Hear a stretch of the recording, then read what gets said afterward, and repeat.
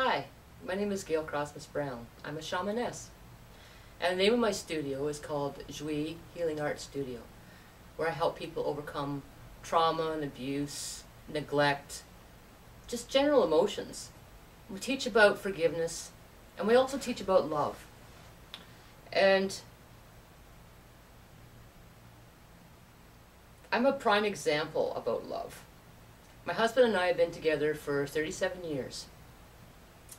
And this hasn't been easy 37 years, that is for sure, with lots of fights and lots of battles and lots of insecurities and wondering if this is the one. And I'd reached a point about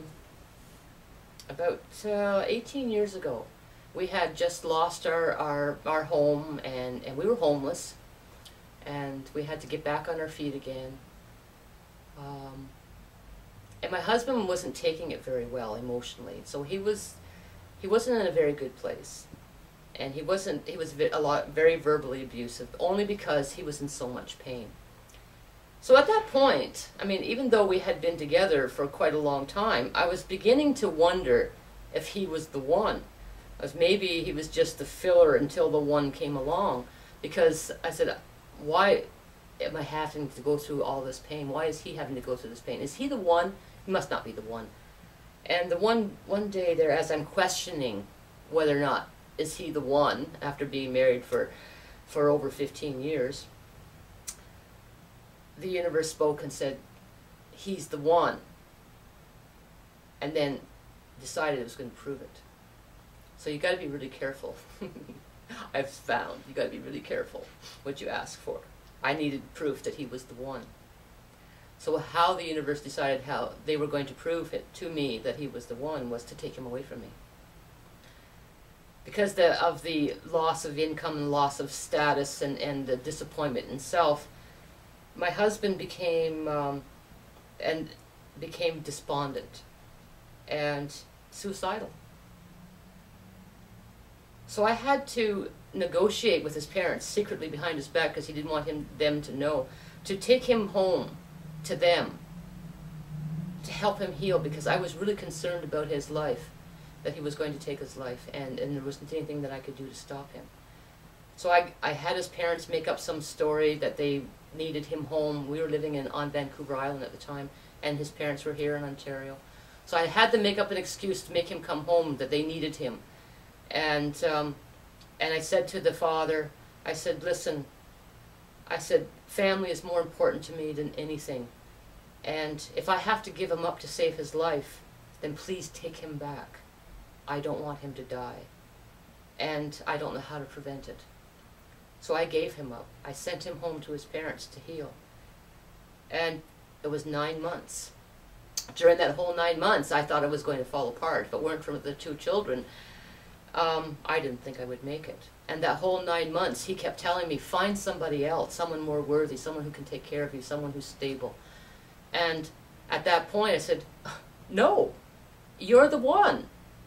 I love you with my heart and soul. And I will do whatever it takes for this family to be together again. So for 9 months, he was in Ontario and I was on Vancouver Island. We had no money for me to come home as well. We couldn't afford it. We were separated because we had no monies to get together. So we spent that winter. He would build the wooden items and he would ship them UPS out to Vancouver Island, and I would sell them and try to make enough money to send back to him so that he could have enough money to come and rescue us on Vancouver Island, bring us home. It took us 6 months to doing that, to make enough money for him to come and rescue us and bring us home again. And when he arrived, it was like, okay, we're finally back together. You're definitely the one. You're the one that I love, and you love me. And just the other day, actually it was this morning, come to think of it, he said, I have this overwhelming sense of well-being, of joy and peace and contentment. I have this overwhelming sense that everything is just going to be okay. That the path that you are on, this healing journey that you are doing, the people that you are helping, is all going to work out the way it's supposed to, and that everything's going to be okay, that we are always going to be okay in the future. So that's my own personal story of love. Another example of this man, of showing his love for me and my family. I was married once before and had a daughter from that marriage, and we're separated. She lived with her father in Ontario, and we were living in the Arctic at the time. And he was making it difficult for me to access her, to talk to her, to write her, to phone her. And I was very, very worried and upset. And my husband, we worked for a corporation that gave us plane tickets to fly out of the Arctic down to Edmonton, round trip, to stay in their fancy hotels, to get limousine service. And we had the tickets already purchased, backed by the corporation that we worked for. But I was distraught about my daughter here in Ontario and her well-being, her emotional and physical well-being. And so he said to me, and this is Valentine's Day, he said to me, why don't you take those 2 round-trip tickets of ours and turn those in and buy yourself 1 round-trip ticket to Ontario and go see your daughter for her birthday. Her birthday was in March. He said, go make sure she's okay. I want you to do that. I'll stay here. I'll stay home. You go. And I was just overjoyed of love from that man to do such a thing, to put his needs and desires. I mean, living in Yellowknife all winter long, you'd have to be there to understand. The isolation drives you to the point you need to get out, or you feel like you're going to be insane. But he decided he will take that risk of insanity and allow me to go home and make sure that my daughter was okay. So then that was when we decided, okay, we have to move home. And that's when we decided to pack up in Yellowknife. I said, we have to go. She needs us. And even though we were making fantastic money and everything was good, and we were at the top of the ladder, the rung, living on Money Road and all that stuff, we gave it all up to come back to live in poverty because my daughter needed us. So he gave all that up as well, out of love.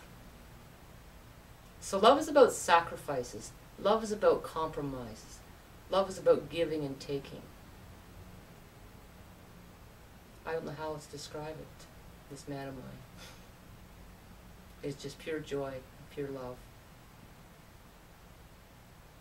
I hope you find your love and they give you the same joy as I have.